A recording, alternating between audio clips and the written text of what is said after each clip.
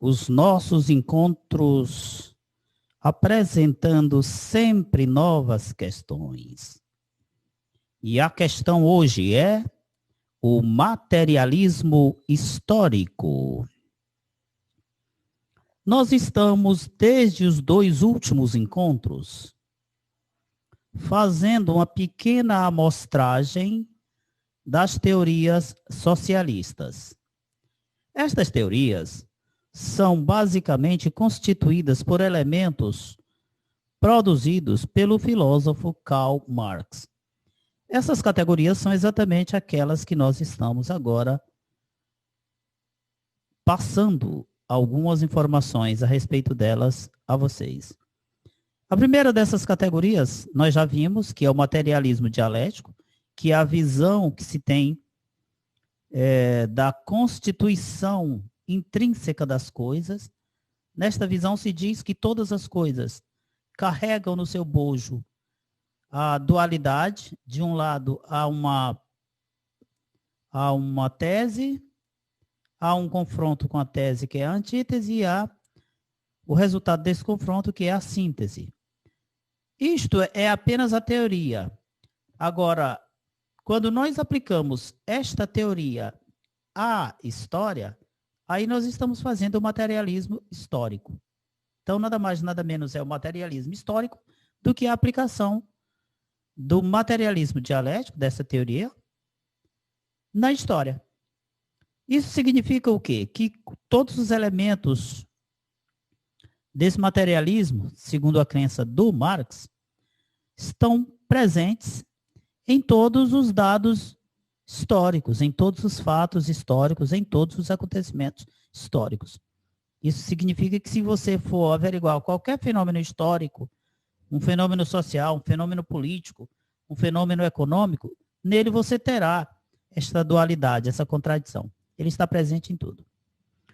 Para entender melhor essa teoria toda do Marx, é bom compreender o conceito de infraestrutura e de superestrutura que ele utiliza. Vamos a eles. Infraestrutura é a base econômica de uma determinada sociedade. Então, tudo aquilo que entra num processo de produção e que, portanto, constitui a economia de uma sociedade, é a sua infraestrutura. Se você tem uma comunidade de pescadores, aí a base econômica, naturalmente, é a pesca. E assim vai. Fica fácil agora você imaginar, em qualquer situação, qual é a base econômica.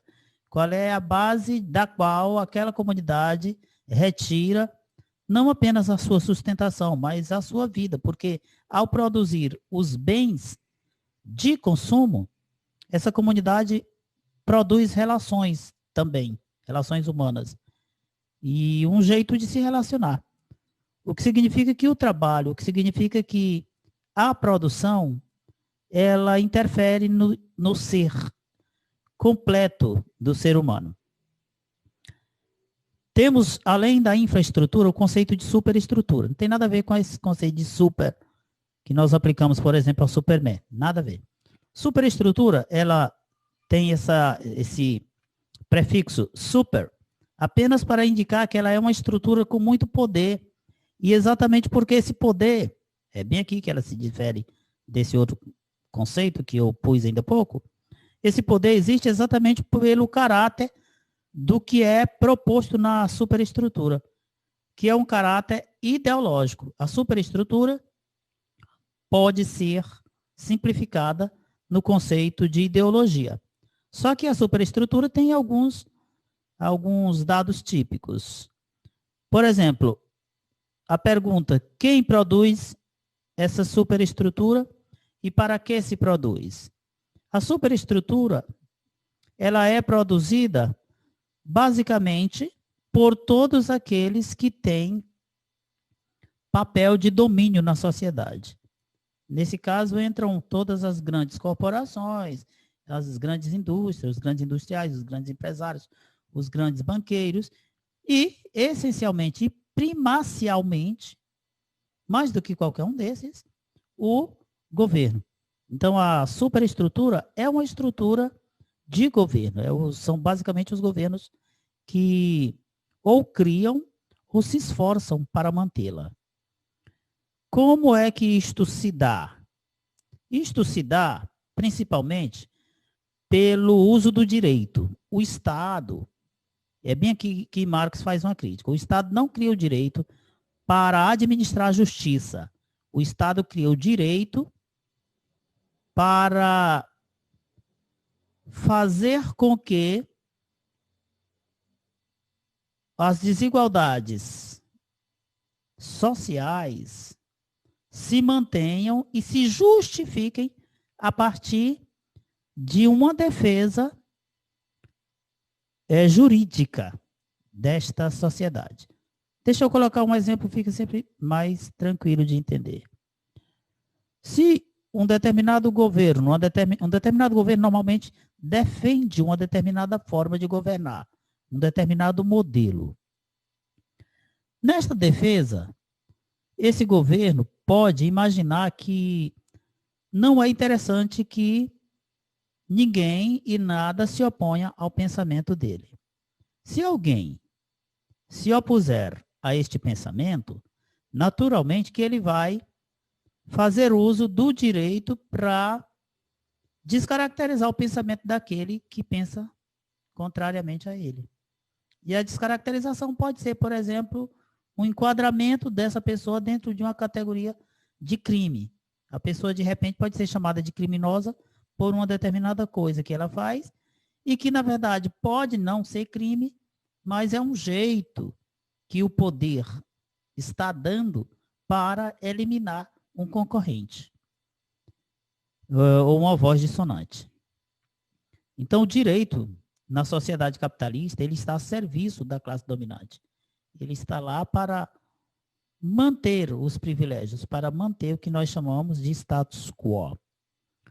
A estrutura jurídica existe, ela é representada pelo Estado, e temos também a estrutura ideológica, que é uma consciência social que se forma na mente das pessoas. Aqui, nesse aspecto, nós temos a religião, nós temos a ciência, nós temos a filosofia, nós temos a literatura, nós temos a arte. Todos estes campos do conhecimento e de produções culturais e intelectuais são campos que, utilizados ideologicamente, constituem também a superestrutura e ajudam a manter um modelo de governo, por exemplo, injusto, no poder e de maneira justificada. Marx criou o que nós chamamos de filosofia da praxis, que é uma espécie de antropologia. Quando nós dizemos que algo é antropologia, estamos dizendo que é uma visão de homem. A visão de homem de Marx parte do princípio de que não existe a natureza humana idêntica em todo tempo e lugar. Dessa forma, nós não temos um ser humano que tem um jeito próprio de ser que o caracteriza como humano. Ser humano significa exatamente não ter um jeito próprio, mas poder adequar-se a N jeitos. Ele vai dizer, a condição humana depende da existência social. Eu não sou humano já definido e acabou, chegou a um determinado limite, ali eu ainda estou sendo humano, passei dali, já não estou mais sendo humano. Ele vai dizer, não, tudo é humano. Dependendo da condição, da existência, a pessoa pode fazer mais ou menos e está tudo dentro do que nós podemos considerar como humano. Outro conceito importante para entender em Marx é o conceito das relações de produção. Mas esse conceito ainda está dentro dessa temática da chamada filosofia da praxis do Marx. Então, por tudo isso que eu acabei de colocar, o conceito de filosofia da praxis traz uma ideia de que o ser humano é um ser que age sem se ater a uma determinada natureza limitante. Só que o ser humano não é um ser que age apenas sem pensar. Ou não é um ser que pensa apenas sem agir. O resultado de nossas ações é um conjunto do pensar e do agir conjuntamente. Então, toda a ação humana, ela não é uma ação só de feitura, só de ato. Ao mesmo tempo, ela não é apenas um pensamento. Todas as nossas ações, elas carregam no seu bojo essa dualidade, um pensar e um agir. Isso é que é a filosofia da praxis. Praxis indica essa ideia de uma ação que se dá sob a égide do pensar e do agir. Quanto às relações de produção, elas enquadram a essa concepção dialética que o Marx tem da história, já explicada largamente em nossos encontros. A história é um lugar de conflito, é um lugar de embate entre forças, e isto se dá em alguns acontecimentos e em algumas organizações explícitas ou implícitas. Vejamos algumas das situações em que isso se dá. Entendamos o conceito de relação de produção. O que seria a relação de produção? É a maneira como os seres humanos se organizam para produzir.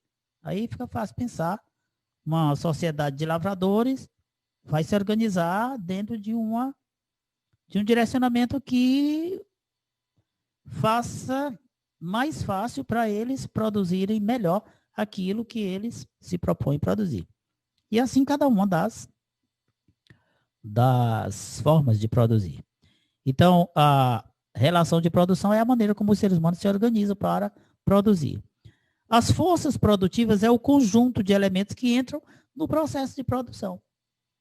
Que elementos são esses? São elementos naturais, tais como o clima, a água, o solo, e também elementos artificiais, como as máquinas, por exemplo. Aí também nós temos a mão de obra. Tudo isso organizado dentro de um processo produtivo é o que nós chamamos de modos de produção. Esse é o conceito mais caro a Marx. Esse é basicamente o principal conceito com o qual nós lidaremos, porque nós estamos tratando das teorias socialistas e essas teorias serão explicitadas à luz do conceito de modo de produção. Entenderemos o socialismo como um modo de produção, como tantos outros que têm sido produzidos na história. Tais como o modo de produção feudal, o escravista, o asiático, o capitalista e aí temos o socialista. Então, o modo de produção seria o quê? As maneiras como se organizam as forças produtivas em uma determinada relação de produção.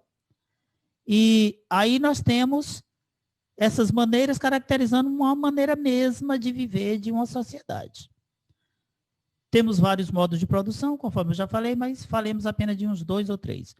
O feudal, por exemplo, aquele próprio da Idade Média, você já conhece largamente a figura do senhor e a figura do servo. O senhor explorando o servo sendo obrigado a trabalhar um percentual grande, alguns dias de graça na terra do senhor, e além disso o senhor ainda tendo o direito de cobrar impostos.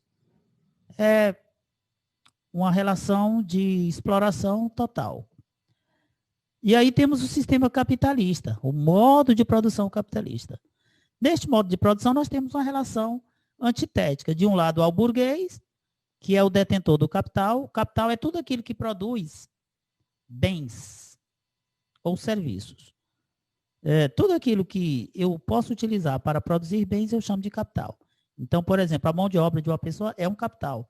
As máquinas que eu posso utilizar é um capital.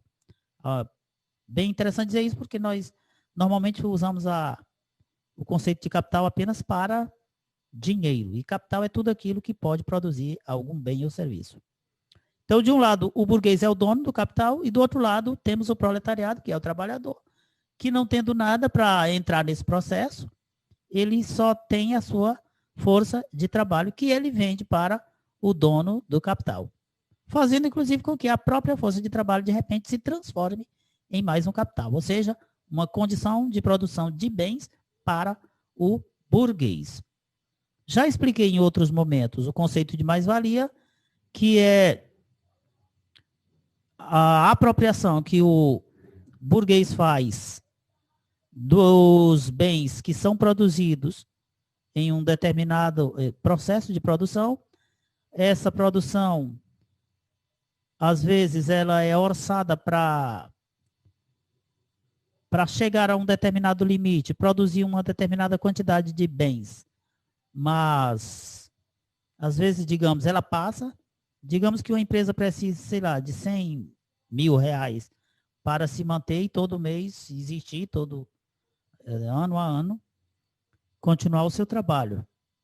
Então, o que significa? Todo mês, se ela produz 10 mil reais, ela tem condição de se manter. Mas se num determinado mês, por alguma circunstância, ela produziu 15 mil, ela tem os 10 mil reais que ela precisava para se manter mês a mês e sobrou 5. E essa sobra é exatamente aquilo que foi produzido pelo trabalhador, mas ele não entra na hora que ela for distribuída. Ele continua ganhando o mesmo tanto e essa sobra fica com o dono dos meios de produção. Isso é o que a gente chama de mais-valia. Essa apropriação que o burguês faz daquilo que é produzido e que ultrapassa o que é orçado. Bom, por hoje é só. Na próxima aula a gente continua e começaremos a partir da alienação e da ideologia. Já falamos um pouco disso em outras circunstâncias, mas nada obsta, aqui falemos um pouquinho mais para tornar mais tranquilo, mais claro a compreensão do sistema socialista. Até a próxima.